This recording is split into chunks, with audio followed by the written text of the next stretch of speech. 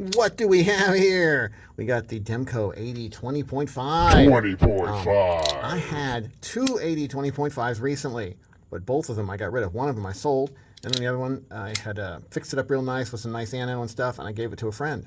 So I needed another one in the stable. I just grabbed this one from a guy on the internet. You know how you buy it from a guy on the internet?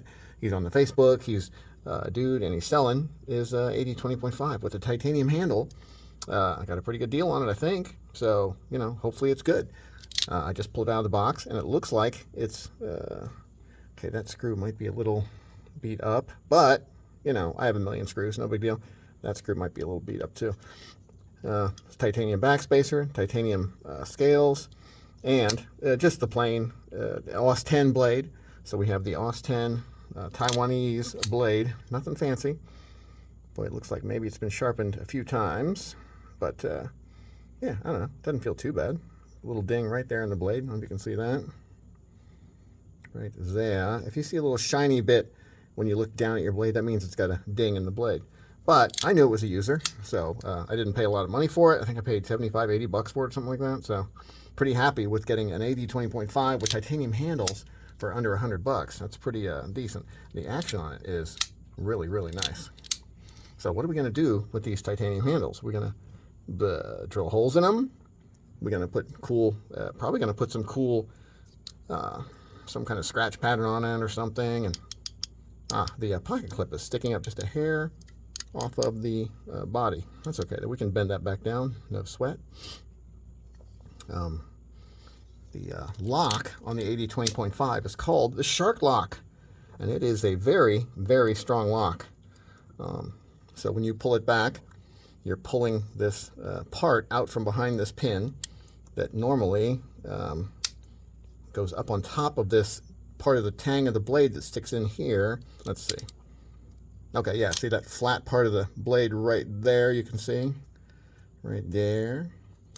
This bit goes in on top of that, right? And that locks it so it can't go anywhere. And it's locked in between these pins and the top of the blade. So it cannot go anywhere without breaking stuff out through the sides or breaking those pins or something like that. Super strong, very nice. Who invented that?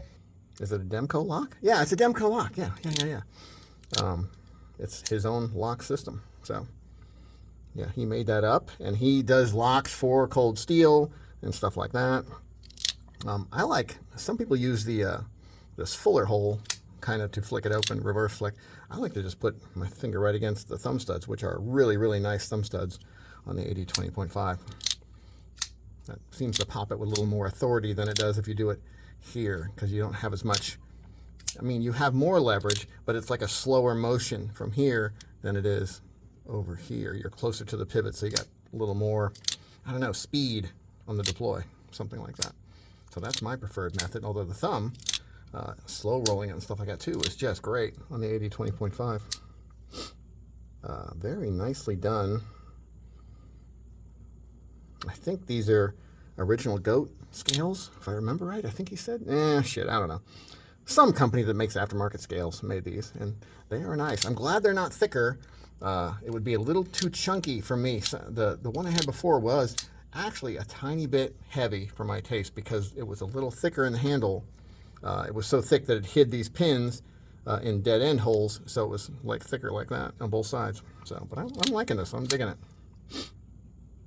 The AD20.5 with these aftermarket scales, I'm definitely liking it. I think this one probably came, you know, with those plastic scales that they sell them with, and probably a steel clip too. But now it's got the nice titanium one. At least I think it's titanium. Let's take a magnet to it and see if this clip is titanium, because I don't know. Let's see. Blade. Yep, I can feel it pulling on the blade. Yep, I can feel it pulling on the pivot. Screws. Yeah, so the pocket clip is titanium. All the screws are steel. Let's see, is that screw stripped or not? Oh, this isn't even the right piece to check that. Let's see, we need a T6, if I remember right.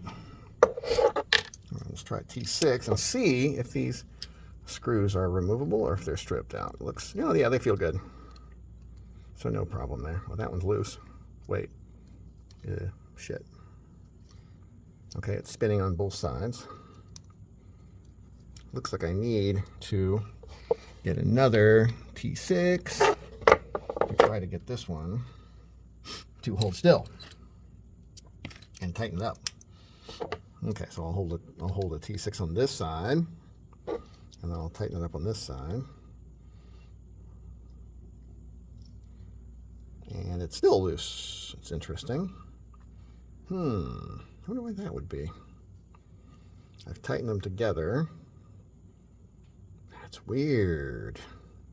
Boy, I'm gonna have to pull that apart and find out what the hell's going on in there. But I mean, for now, it's good enough. Interesting. That one also a little loose.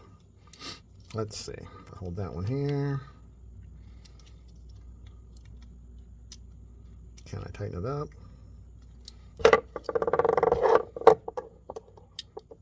Stop it. Did that one tighten up? Yeah, that one tightened up, but this one just doesn't want to tighten up. I'm going to guess there's a barrel through there, and the barrel is too long? No, too short. No, yeah, too long. I don't know. I'm not sure. It's not any big deal, though. Now, the pocket clip is actually down on the frame now that I tightened up those screws, so that's pretty good. So that's a thing. Where the pocket clip is long. I might actually cut that off, make it a little shorter. I like shorter pocket clips, although this one isn't crazy long. It's just a little bit long. Could almost use a little stronger spring, which I think you can get. I think you can get stronger springs.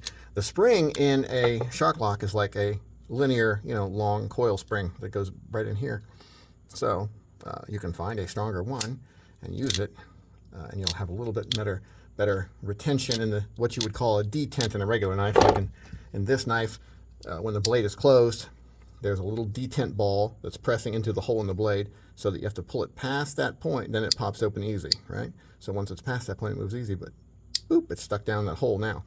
With a Demko lock and axis locks like this one, there's no set detent. There's like a area where the blade is pulled down pretty hard, and then there's an area where the blade is just kind of, can move back and forth fairly easy. But from here, then it gets pulled in.